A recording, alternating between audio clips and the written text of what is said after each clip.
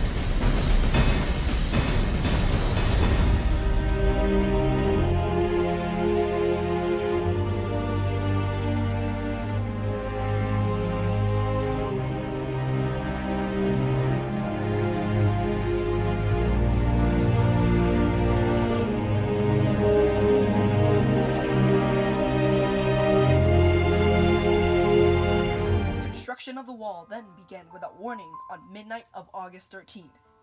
Under the command of Premier Khrushchev, the wall rose and efficiently escalated to a huge cement structure that had devastating impacts. By establishing the wall, Khrushchev had done even further damage to already suffering Berlin. Many attempts were made to get over the wall, such as jumping out of nearby buildings, venturing through sewers, scaling the wall, and even driving through it.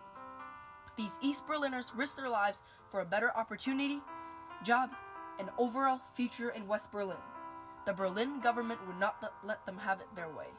Instead, they closed down buildings near the border, cemented sewers shut, and reinforced the wall. They would do anything to keep the wall in effect, as long as they still profited.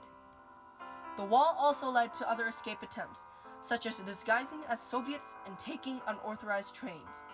Adding to the chaos, there were Soviet guards and soldiers stationed at the wall. They were ready to shoot whoever tried to cross the wall. When they occasionally get bored, they shot whomever they thought was suspicious. A tragic example would be the death of Major Arthur D. Nicholson. He was shot by a Soviet guards just because he was looking at a building of the Soviet construction. The death of Major Nicholson was finally apologized by the Soviets after 2 years of avoiding it. The USSR had an interesting leader named Nikita Khrushchev. Khrushchev played an important part in the war and left an impact. He kept peace, yet posed a lot of threats. In the end, Khrushchev resigned and the last leader of the USSR became Mikhail Gorbachev. The wall led to the deaths of over 100 citizens attempting to get by the wall. Its devastating impacts led to lots of anger, especially from other countries. U.S. President John F. Kennedy said to a crowd in Berlin, "All free men, wherever they may be, are citizens of Berlin. Therefore, as a free man, I take pride in the words, 'I am a Berliner.' There are many people in the world who really don't understand, or say they don't, what is a great issue between the free world and the communist world. Let them come to Berlin." The citizens of Berlin supported Kennedy because his opinion of the Berlin Wall was identical to theirs. Sadly, he would not live to view his impact on the resolution. He was assassinated by Lee Harvey Oswald on November 22, 1963. Berliners' hope diminished, and their future looked grim. However, the citizens of East Berlin were eventually spared. In 1991, the Cold War drew to a close. Soon after, the Berlin Wall fell in November. Then, on December 25th, 1991, the USSR fell. When it was announced that the East Berliners could cross the wall, they destroyed it by hand. At midnight, the citizens crossed it. Not long after, hammers were used to crush the wall into pieces, and pickaxes to bring it ever closer to what it deserved. The fall of the wall was a triumphant symbol for the East and West Berliners. In short, the wall in the Cold War had a vital role in the Soviet Union and impacting Germany. The fall of the wall still remains as one of Berlin's greatest triumphs. The Berlin Wall was a symbol for communism and the East Berlin government. From barbed wires to a monstrous cement wall, it was a significant part in Berlin's history. The separation of families and the deaths of 138 people made the reuniting of Berlin a lot better. Over the course of the Cold War, the wall served its communist purpose by drastically slowing the Berliner migration from the east to the west. Finally, despite the attempts to stop Berliner migration and support a failing economy, the Berlin Wall could no longer serve its purpose with its reputation, so it was destroyed 30 years after its construction. Today, the U.S. is working toward removing another wall, the wall dividing North and South Korea. That wall will hopefully be demolished in the near future. It is the last wall built as a consequence of the Cold War.